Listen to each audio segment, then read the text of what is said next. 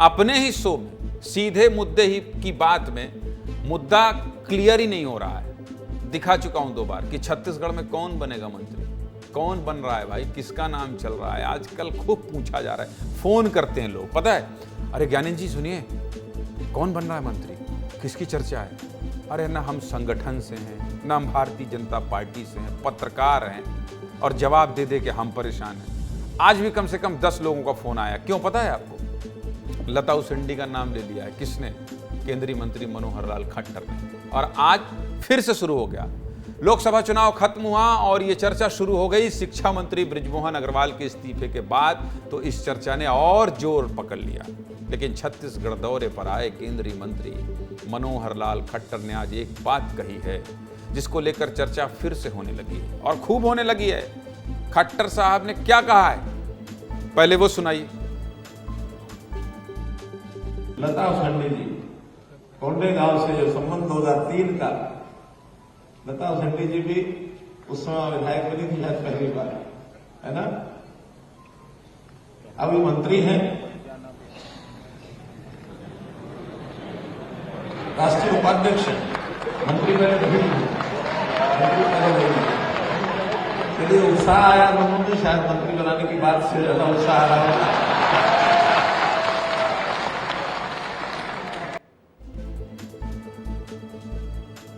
बाबूजी नुकसान तो नहीं कर दिया आप लता उसेंडी का? आप तो बोल गए, थोड़ी देर के लिए ताली बज गई, हंसी ठहाके हो गए, अब नाम आ गया।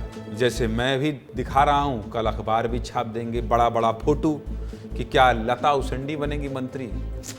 बीजेपी में जिसका नाम ज्यादा छपता है, जिसका नाम ज्यादा दिखा दिया जाता है, या हमारे जैसे लोग ज्यादा विश्लेषण कर देते हैं, ज्यादा सुर्खियां बटोर लेते हैं, वो संकट में आ जाते हैं। केंद्रीय मंत्री मनोहर लाल खट्टर छत्तीसगढ़ में बीजेपी कार्य समिति की बैठक में शामिल होने पहुंचे थे। बैठक में खट्टर साहब ने सभी नेताओं का अभिवादन किया। हरियाणा की प्रभारी रही सरोज पांडे की भी तारीफ की। इसके बाद मंत्री जी ने कोंडागांव से विधायक लता उसेंडी को मंत्री कहते हुए अभिवादन किया। जैसे ही खट्टर साहब ने लता उसेंडी को मंत्री कहा, सब हैरान हो गए।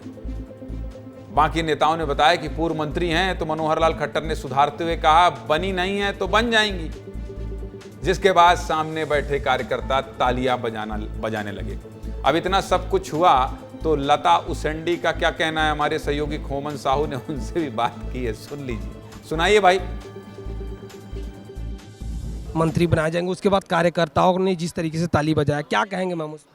देखिए, हम जितने विधायक हैं उनके बीच में से कोई ना कोई मंत्री होगा, सरकार में होगा, और आज हमारे मंत्रिमंडल का गठन हो चुका है, आने वाला है। और खट्टर जी के साथ पुराना 2003 में जब मैं पहली बार चुनाव लड़ी थी, तो खट्टर जी हमारे यहाँ चुनाव प्रचार में आए थे। उनका मार्गदर्शन, उनके आशीर्वाद से हम लोगों ने चुनाव में जीत हासिल की थी। तो सहज तौर पे माननीय खट्टर जी को वो ध्यान था और उन्होंने वो कह दिया।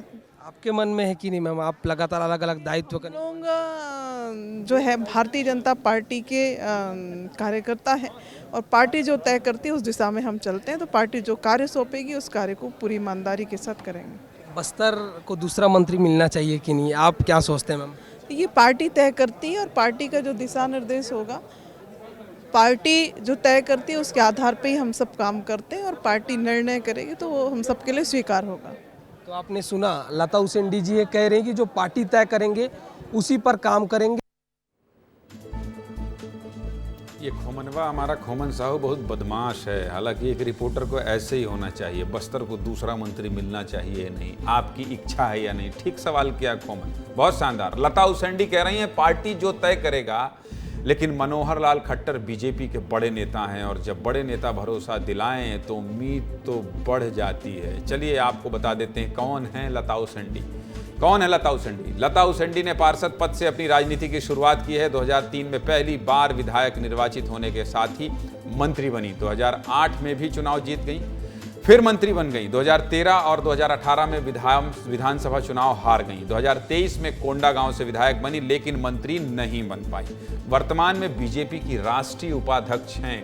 3 लोगों को राष्ट्रीय उपाध्यक्ष बनाया गया था, रमन सिंह, सरोज पांडे और लता उसेंडी, और उड़ीसा की सह प्रभारी भी हैं। उड़ीसा में बीजेपी को जीत मिल गई है।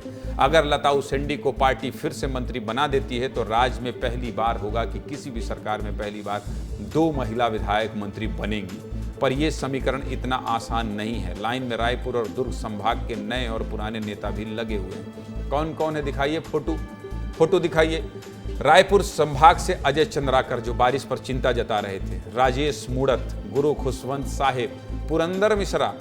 दुर्ग संभाग से गजेंद्र यादव, डोमन कोरसेवाड़ा।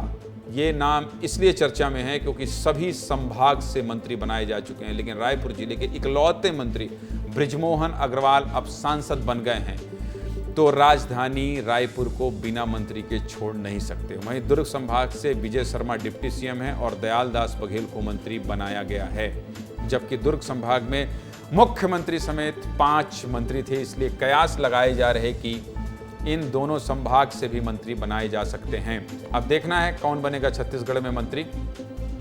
लेकिन फोन आना शुरू हो गया, ये देख लीजिए फोन आना शुरू हो गया। और जानते हैं क्या पूछेंगे? आज आप खबर दिखाए थे ज्ञानेंद्र तिवारी सीधे मुद्दे की बात में, और आप थोड़ा थोड़ा इशारा भी कर रहे थे, बताइए ना कौन बनेगा मंत्री। मंत्री बनाना है जल्दी से बना दीजिए।